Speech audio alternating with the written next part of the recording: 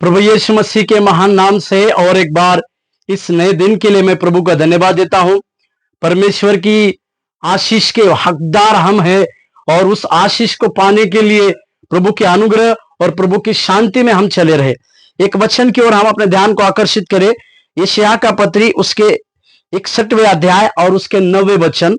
यशायाह का पत्री 61 अध्याय और उसके 9वें वचन के भागों को हम देखेंगे। उसमें लिखा है, उनका वंश जाति जाति में और उनकी संतान देश देश के लोगों के बीच प्रसिद्ध होगी। जितने उनको देखेंगे पहचान लेंगे कि यह वह वंश है जिसको परमेश्वर ने आशीष दिया है।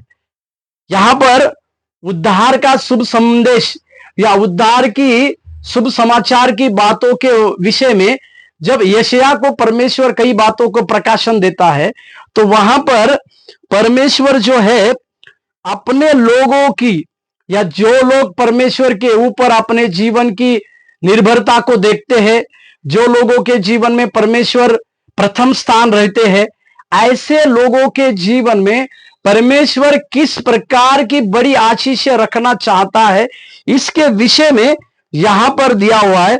सबसे पहले उनके संतानों की आशीषों को या उनके वंश जो है, परमेश्वर के जो वंश बने हैं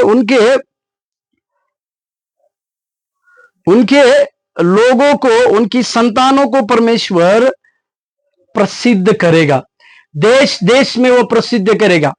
मेरे प्यारों, जब हम परमेश्वर की संतान बनते हैं तो प्रभु का हमारे प्रति ये योजना है, ये ख्याल है कि वो परमेश्वर हमें प्रसिद्ध करना चाहता है। और लिखा हुआ है और जो लोग उनको देखेंगे, यानी परमेश्वर की उस संतान को देखेंगे, वे पहचान लेंगे कि यह वंश परमेश्वर से आशीष प्राप्त किया। हालेलुया।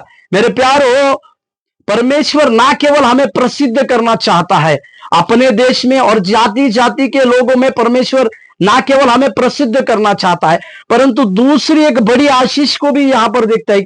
जितने लोग हमें देखेंगे, जितने लोग इस परमेश्वर की संतान को देखेंगे, वे पहचान जाएंगे कि इन्हें परमेश्वर के द्वारा आशीष मिली है। हालेलुया।